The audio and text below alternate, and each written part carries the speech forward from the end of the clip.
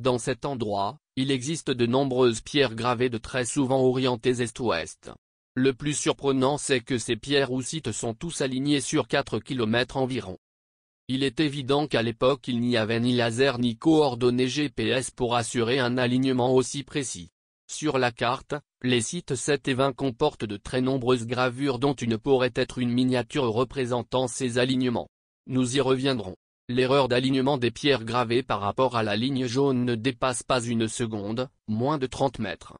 Il y a une erreur provenant de mon GPS et une provenant de Google Earth par rapport à la carte.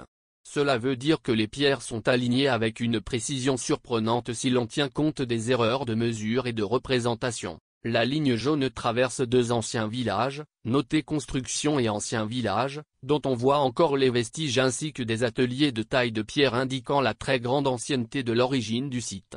En face de chaque village se trouve un site comportant de nombreuses inscriptions, ce sont les sites 7 et 20. Sur le site 15, les traits sont relativement sommaires et ne sont pas vraiment remarquables. Nous n'en tiendrons pas compte.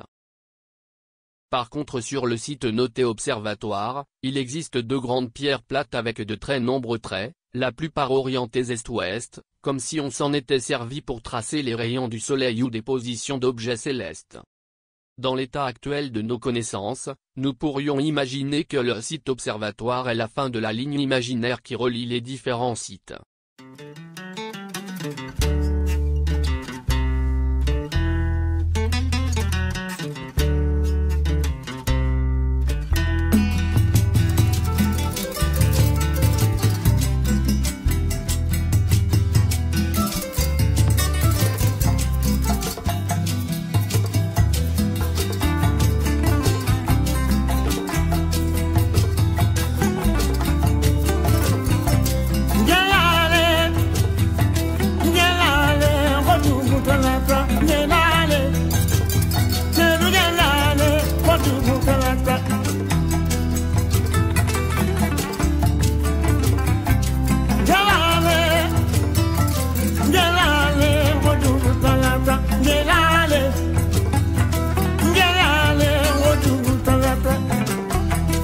Les pierres de l'observatoire sont situées dans la plaine en bas des éboulis à l'entrée d'une faille qui fut un ancien cours d'eau. À proximité de ces pierres, en bas de la falaise et en haut des éboulis, on trouve un site avec quelques gravures et cupules et une petite grotte dans l'entrée de laquelle pousse un baobab. La ligne passe ensuite sur un site nommé construction où l'on voit des vestiges de construction ainsi que des restes de taille de pierre servant à faire des outils en pierre taillée.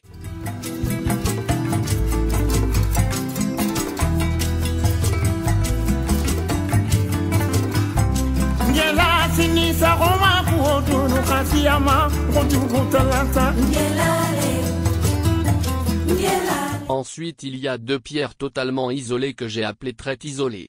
Il n'y a rien autour qui peut conclure à une activité humaine. Ce qui est remarquable, c'est que ces 2 pierres sont gravées sur une surface presque verticale alors que toutes les autres sont sur des surfaces horizontales. Cela peut venir du fait qu'il n'y ait pas de pierre avec surface horizontale à proximité.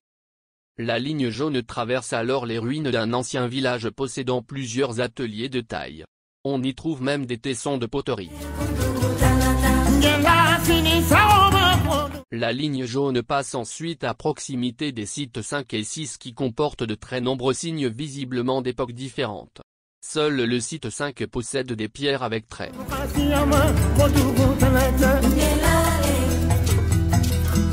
Ensuite la ligne passe par un point appelé pierre gravée et trait.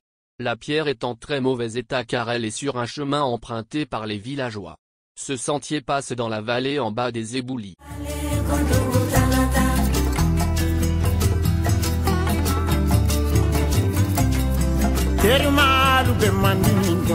En haut à droite de la carte, il y a le site de départ. À proximité d'un site comportant de nombreux signes et une sorte de dolmen, on trouve une pierre comportant de nombreux traits qui semblent être le départ des lignes. Il est bien sûr possible qu'il existe d'autres pierres mais nous n'en avons pas trouvé plus à l'est de ce site. De plus ce site est adossé à la falaise. En haut de la photo on remarque un trait horizontal perpendiculaire aux autres comme s'il signifiait le début ou la fin des lignes. Il existe 2 autres pierres comportant des lignes à quelques dizaines de mètres de ce site. On peut les relier par une ligne passant par pierre gravée et trait. Elles sont notées sur cette carte pierre et trait 1 et 2. Il y a aussi 2 autres sites en bas de la falaise, à la limite des éboulis, qui abritent un nombre important de signes zoomorphes mais aussi abstraits. Ce sont les sites 7 et site 20. Ces 2 sites comportent plusieurs traits mais le plus grand nombre de traits se situe en site 20. Ces 2 sites sont aussi alignés avec le premier site observatoire. Ils sont tous 2 proches chacun d'un ancien village.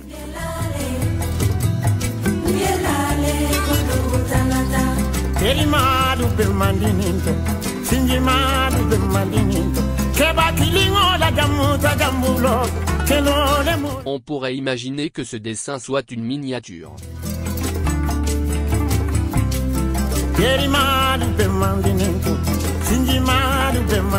Les traits sont toujours orientés suivant une dominante est-ouest.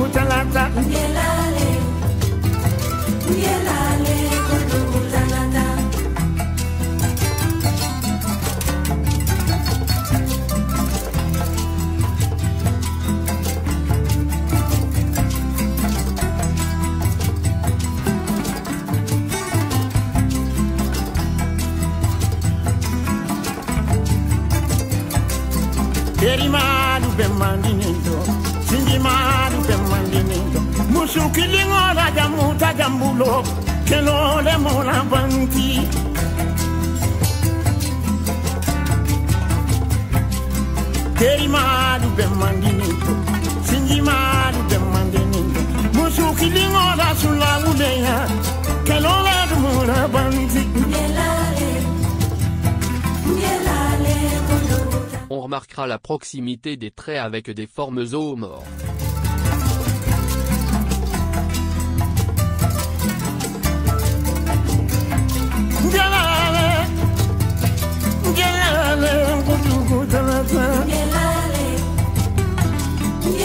Sur un autre site, à proximité du site de la fin de ligne situé en haut à droite de la carte, on trouve, au milieu de représentations zoomorphes, un dessin surprenant. Avec de l'imagination on pourrait penser à un extraterrestre.